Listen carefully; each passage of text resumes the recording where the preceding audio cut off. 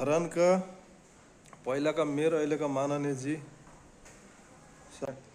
जहिले पनि अवरुद्ध छ, जहिले पनि स्टाटस के हुन् हालेका छन्, नबुझ्ने तरिकाले विरोधै गरेका छन्।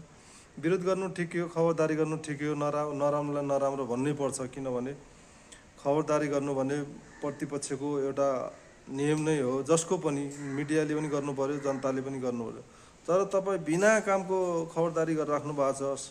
एउटा जब बोलेन संसदमा, के अरे संसदभित्र बोलेन बालेनले भनेर तपाईँ यस्तो गर्नुभएको छ। भर्खर पिएम भएको त तपाईँको 50 दिन भयो, काम गर्न दिनुहोस् न। हो होइन त हजुर, हो जनताले पनि त केही राम्रो होला भनेर जिताएर बहुमत दिएर पठाएको के अरे पार्टी हो होइन।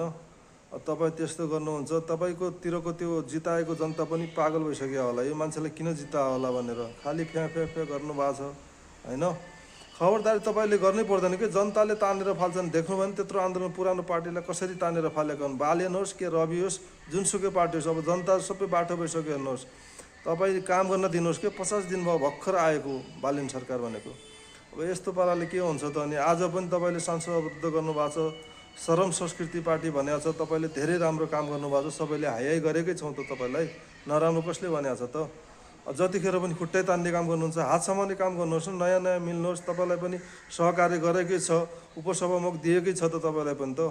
हर्कजी किन बौलाउनु भएको, नराम्रो काम गऱ्यो भने त हामी पनि सब जनताहरू सबै बोल्छ त हो, मिडिया बोल्छ, सबैजना बोल्छ। अहिले काम त गर्न दिनुहोस्। 50 दिन भयो भर्खर, तपाईँको 3 महिना पनि भएको छैन तपाईँको।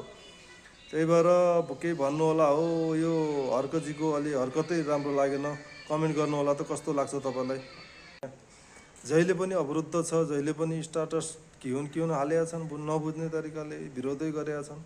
विरोध गर्नु ठिक हो, खबरदारी गर्नु ठिक हो, नराम्रोलाई नराम्रो भन्नै पर्छ, किनभने खबरदारी गर्नु भने प्रतिपक्षको एउटा नियम नै हो, जसको पनि मिडियाले पनि गर्नु पर्यो, जनताले पनि गर्नु पर्यो।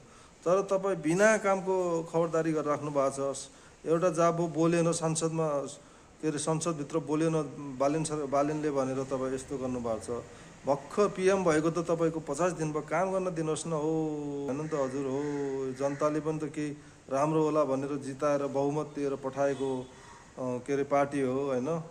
तपाईँ त्यस्तो गर्नुहुन्छ, तपाईँकोतिरको त्यो जिताएको जनता पनि पागल भइसक्यो होला, यो मान्छेलाई किन जितायो होला भनेर खालि फ्या गर्नुभएको छ होइन।